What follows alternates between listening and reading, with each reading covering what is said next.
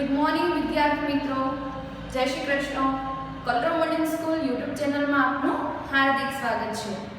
ધોરણ 5 વિષય અંગ્રેજી, જેમાં આપણે વિદ્યાર્થી મિત્રો આગળના વિડીયોમાં શું જોયું હતું તો કે પાઠ્યપુસ્તકમાંથી જે લિટલ સ્ટેપ 1, 2, 3 છે એમાંથી એક્ટિવિટી નંબર 1, એક્ટિવિટી નંબર 2 એ બંને મેં તમને સમજાવી હતી. ત્યાર પછી એને લગતા જે સવાલ જવાબ છે એ મેં સ્વાધ્યાય પોથીમાંથી તમને પૂરવા માટે આપેલા હતા, એટલે કે મેં અહીંથી તમને ફોટા મોકલા હતા જે તમે તમારી સ્વપોથીમાં પૂર્યા હશે. હવે જો સ્વાધ્યાય પોથીમાં પ્રશ્ન નંબર 3 છે. હવે આ પ્રશ્ન નંબર 3 માં શું કીધેલું છે? ચિત્ર જોઈ પ્રશ્ન વાંચો અને કાઉન્સમાંથી યોગ્ય શબ્દ પસંદ કરી ઉદાહરણ પ્રમાણે ઉત્તર લખો. હવે જો બાજુમાં ચિત્ર આપ્યા છે, પછી પ્રશ્ન વાંચવાનો છે અને કાઉન્સ આપેલા છે. એ કાઉન્સમાંથી એક સાચો શબ્દ પસંદ કરવાનો છે અને અહીંયા તમને એક ઉદાહરણ આપ્યું છે. એ ઉદાહરણ પ્રમાણે તમારે જવાબ બનાવતા શીખવાનું છે. તો તમારે આ પ્રશ્ન 3 શીખવો હોય તો સૌપ્રથમ એ પ્રશ્ન તમને શું કહેવા માંગે છે, એનો સાચો અર્થ, ગુજરાતી અર્થ શું થાય છે, એની અંદર જે આવે છે સ્પેલિંગ આવે છે એ સ્પેલિંગનો અર્થ શું થાય છે, એની જાણકારી, બેઝિક માહિતી તમને હોવી જોઈએ, જેની આપણે માહિતી મેળવવાની છે. આજે આપણે એ શીખવાનું છે. તો જો વિષય અંગ્રેજી, વિષયમાં શું છે તો કે વોટ ઇઝ ઇટ. તો હા વિદ્યાર્થી મિત્રો, આજે આપણે વોટ ઇઝ ઇટ નું આપણે આજે શીખવાનું છે. ખ્યાલ આવ્યો? હવે જો સૌપ્રથમ વોટ ઇઝ ઇટ છે એમાં સૌપ્રથમ કયો સ્પેલિંગ આવે છે? WH થી શરૂ થતો સ્પેલિંગ. તો WHAT આને શું વજાય તો કે વોટ. હવે વોટ નો ગુજરાતી અર્થ જોવાનો છે કે વોટ ને ગુજરાતીમાં શું કહેવાય. તો જો અહીંયા મેં એનો અર્થ લખેલો છે કે WHAT આને શું વજાય અંગ્રેજી ઉચ્ચાર પ્રમાણે વોટ. ખ્યાલ આવ્યો? હવે વોટ નો અર્થ થાય છે શું. ગુજરાતીમાં વોટ નો અર્થ થાય છે શું. ખ્યાલ આવ્યો? હવે વોટ વડે તમને ગમે ત્યારે અંગ્રેજીમાં ગમે ત્યાં વોટ વડે તમને પ્રશ્ન પૂછ્યો હોય તો વોટ નો ગુજરાતી અર્થ તમારે શું લેવાનો? અહીંયા શું કીધું છે? શું લેવાનો એમ. હવે જો વોટ થી પ્રશ્ન પૂછાય તો એમાં તમારે જવાબ કઈ રીતે લખવાનો, એટલે કે દાખલા તરીકે તમને એમ પૂછ્યું છે કે આ ચોક છે. હવે આ તમારી સામે એક ટેબલ છે, ટેબલની ઉપર મૂકેલો છે. હવે તમને ખબર નથી કે આને ચોક કહેવાય. હવે તમે કોઈ સામેવાળી વ્યક્તિને પૂછશો કે આ શું છે અથવા તે શું છે, ચોક સામે આંગળી રાખીને કહેશો કે તે શું છે. તો આપણે આ એક પ્રકારની વસ્તુ થઈ, પણ એ વસ્તુનું ચોક્કસ નામ તમને ખબર નથી. એ નામ જાણવા માટે તમે ગુજરાતીમાં શું વડે પ્રશ્ન પૂછ્યો તો સેમ એ જ રીતના તમારે અંગ્રેજીમાં કોઈ પણ વસ્તુનું નામ જાણવું હોય તો તમારે કેનાથી પ્રશ્ન પૂછવાનો તો વોટ થી પ્રશ્ન પૂછવાનો. ખ્યાલ આવ્યો? તો વોટ માટે પહેલું શું છે કે વોટ થી પ્રશ્ન પૂછાય તો તમે શું જાણી શકો તો કે કોઈ પણ વસ્તુનું નામ. હવે એવું નથી કે આ એક જ વસ્તુ છે, વસ્તુની અંદર ઘણા બધા પ્રકાર આવે. જો આ ચોક છે, પેન છે, આ દુપટ્ટો છે, ત્યાર પછી આજુબાજુ આપણી આજુબાજુ ઘણી એવી વસ્તુ હોય જેમ કે ટેબલ છે, ફોન છે, બોર્ડ છે, ખુરશી, એવી ઘણી બધી પ્રકાર છે. એ વસ્તુના પ્રકાર છે. હવે તમને એક્ઝેક્ટલી એનું નામ ખબર ન હોય તો તમે એમ કેવો સવાલ કરો સામેવાળી વ્યક્તિને કે આ શું છે, તે શું છે. તો સામેવાળી વ્યક્તિને એ વસ્તુનું નામ આવતું હશે તો એ તમને જવાબ આપશે. ખ્યાલ આવ્યો? તો વોટ નો પહેલો ઉપયોગ શું છે તો કે વસ્તુ જાણવા માટે. સેમ એ જ રીતના પ્રાણી, તો કે પ્રાણીમાં ઘણા બધા આવે, ગાય, ભેંસ, કૂતરો, પછી જંગલી પ્રાણીના હોય છે એ પણ આવે. તો એ બધા કેમાં સમાવેશ થાય? પ્રાણીમાં. હવે તમારી સામે કૂતરો છે પણ તમને ખબર નથી કે આને કૂતરો કહેવાય તો તમે કોઈને પૂછો કે વોટ ઇઝ ઇટ, એટલે કે આ શું છે અથવા તે શું છે, તો સામેવાળો શું કહેશે કે તે કૂતરો છે. તો તમને ખ્યાલ આવ્યો? કૂતરો છે પણ પ્રાણીમાં સમાવેશ થાય છે, પણ એ પ્રાણીનું નામ શું છે એ તમને એક્ઝેક્ટલી ખબર નથી. તો સામેવાળો જવાબ આપશે કે તે કૂતરો છે. સેમ એ જ રીતના અંગ્રેજીમાં સવાલ પૂછવો હોય તો કે વોટ ઇઝ ઇટ?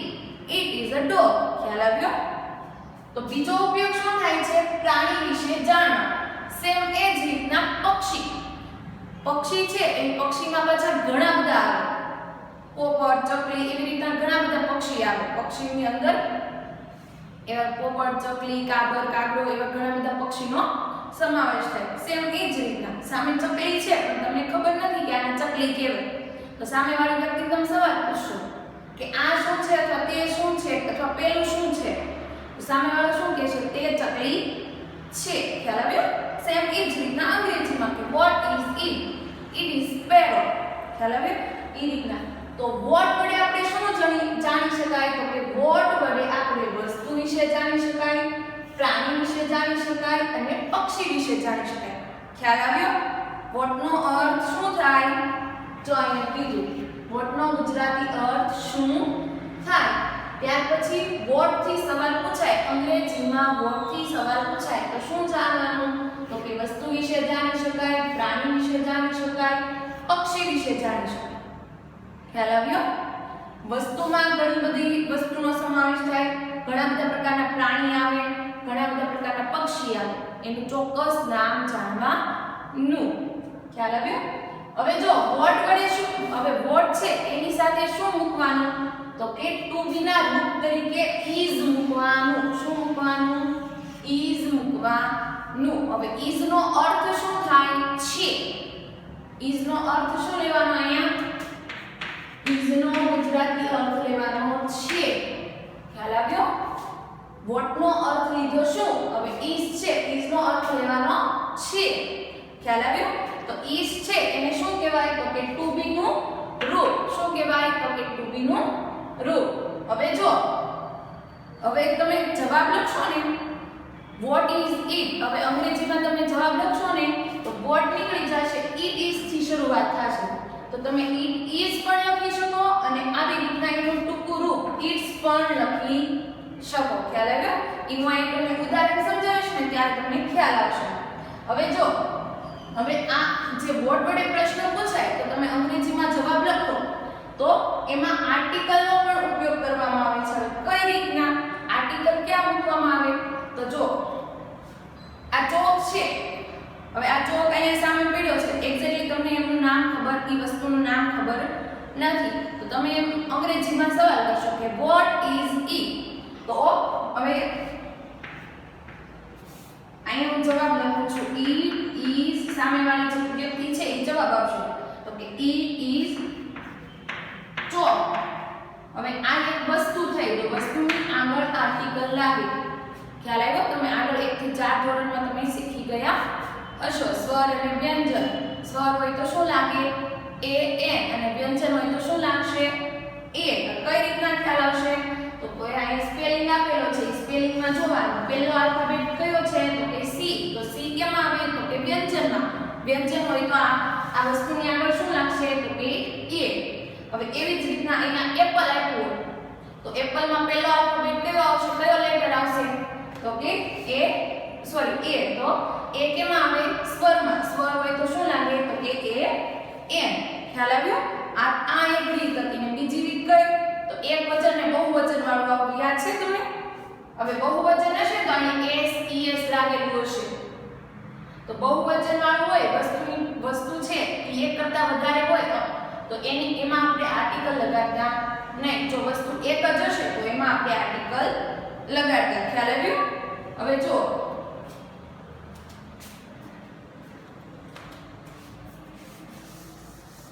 આર્ટિકલમાં ખ્યાલ આવ્યો? હજી એકવાર વસ્તુ એક જ હોય, આ ચોક છે, આ ડસ્ટર છે, તો આ બંને વસ્તુ કેવી છે? એક એક. તો આમાં આર્ટિકલ લાગશે. હવે એક કરતા વધારે ડસ્ટર હોય અથવા એક કરતા વધારે ચોક હોય તો આ બહુવચનમાં ગણાય, તો આમાં આર્ટિકલ લાગશે નહીં. હવે આર્ટિકલ કઈ રીતના મૂકવા એ તમને ખ્યાલ આવ્યો? તમને આગળના ધોરણમાં પણ ભણી ગયા અને અત્યારે તમને થોડીક માહિતી, જાણકારી જેના આધારે તમને ખ્યાલ આવી જશે.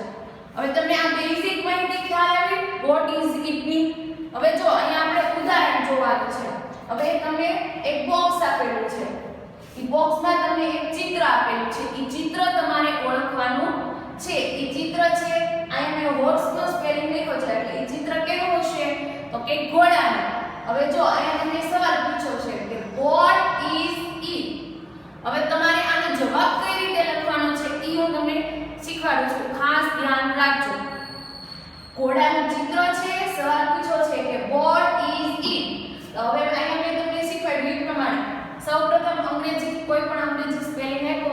ગુજરાતી અર્થ તમને ખ્યાલ હોવો જોઈએ. તો વોટ નો ગુજરાતી અર્થ આપણે શું લીધો તો કે શું. ઇઝ એટલે શું લીધું હતું તો કે છે. ઇટ નો ગુજરાતી અર્થ થશે તે. તો જો વોટ એટલે શું, ઇઝ એટલે છે અને ઇટ એટલે તે. હવે આ આડાઅવળું છે અને ક્રમમાં વાક્યમાં બોલવાનું. તો કે તે શું છે એટલે કે કોને સંબોધીને કીધું છે, આ ચિત્રને સંબોધીને કીધું હશે. વોટ ઇઝ ઇટ તો ગુજરાતી શું થયું તો કે તે શું છે. તો અહીં કેનું ચિત્ર છે તો કે ઘોડાનું. ખ્યાલ આવ્યો. તો હવે જવાબ કઈ રીતના લખવાનો તો જો આ ઈટ છે ને ઈટ એને પહેલું લેવાનું, પછી આ ઇઝ છે ઇઝ ટુ બી નું રૂપ ઈ વચ્ચે જ રહેશે અને આ વોટ છે ઈ જવાબ લખતી વખતે નીકળી જશે. એના બદલે શું આવશે, જે બોક્સમાં ચિત્ર છે એનું નામ લખવાનું. તો બોક્સમાં કેવું ચિત્ર હતું તો કે ઘોડાનું. તો ઘોડાને અંગ્રેજીમાં શું કહેવાય તો કે હોર્સ. હજી એક વસ્તુ આમાં ખૂટે છે, શું તો કે આર્ટિકલ. હવે આ ઘોડો આ પ્રાણીમાં આવે તો અહીંયા જોવાનું આ સ્પેલિંગમાં પહેલો લેટર કયો છે તો કે એચ. એચ કેમાં આવે તો કે વ્યંજનમાં. વ્યંજન હોય તો શું મૂકવાનું તો કે એ મૂકવાનું. ખ્યાલ આવ્યો. આર્ટિકલ તરીકે શું આવશે તો કે it is a horse. હવે જો અહીંયા પ્રશ્નાર્થ ચિહ્ન છે તો આપણને અહીંયા સવાલ પૂછો કે what is it અને પાછળ પ્રશ્નાર્થ ચિહ્ન હતું તો એનો જવાબ મળી ગયો કે it is a horse. તો પ્રશ્નાર્થ ચિહ્ન નીકળી જશે ને એના બદલે પૂર્ણ બને. ખ્યાલ આવ્યો. હવે આ જ રીત છે, આને આપણે ટૂંકમાં લખવાની છે. ચાલો મેં કીધું હતું it is ના બદલે તમે શું લખી શકો its. ખ્યાલ આવ્યો. તો જો આ it is છે એના બદલે આપણે શું લખી શકીએ its અને પાછળનું બેઠું it's a horse. ખ્યાલ આવ્યો. હવે આપણે સ્વાધ્યાય પોથીમાં જે પ્રશ્ન આપ્યો છે એ પ્રમાણે તમારે શીખવાનું છે. હવે જો અહીંયા એક ચિત્ર આપેલું છે સ્વાપોથીમાં પ્રશ્ન નંબર 3. સ્વાપોથી પ્રમાણે આપણે જોવાનું છે. ચિત્ર કેવું છે તો કે ખુરશી. ખુરશીને અંગ્રેજીમાં શું કહેવાય તો કે ચેર. હવે અહીંયા તમને સવાલ પૂછ્યો છે કે what is it. પછી અહીંયા તમને કાઉન્સ આપેલો છે તો કાઉન્સમાં એક સાચો જવાબ છે ને એક ખોટો જવાબ છે. ખ્યાલ આવ્યો. તો એક ટેબલ લખેલું છે ને બીજું ચેર. અહીં કેનું ચિત્ર છે ખુરશી, ચેરનું ચિત્ર છે. તો સૌપ્રથમ તમારે શું કરવાનું તો પહેલા લખવાનું ચેર. સાચો જવાબ હોય એ આમાંથી પસંદ કરવાનું. તો કે તમને ચિત્ર ખબર પડી ગઈ ખુરશીનું છે તો ખુરશીને ચેર કહેવાય. તો સ્પેલિંગ લખો. હવે એની આગળ તમારે આર્ટિકલ મૂકવાનું. તો આર્ટિકલ તરીકે શું આવશે તો કે એ. હવે આને આખા વાક્યમાં જવાબ લખવાનો આ રીતના. હવે જો શું લગાડવાનું તો કે ઈટ પહેલા લખવાનું, પછી ટુ બી નું રૂપ ઈ ઇઝ અને પછી શું મૂકવાનું આ જે ચેર છે ને એ મૂકવાનું. ખ્યાલ આવ્યો.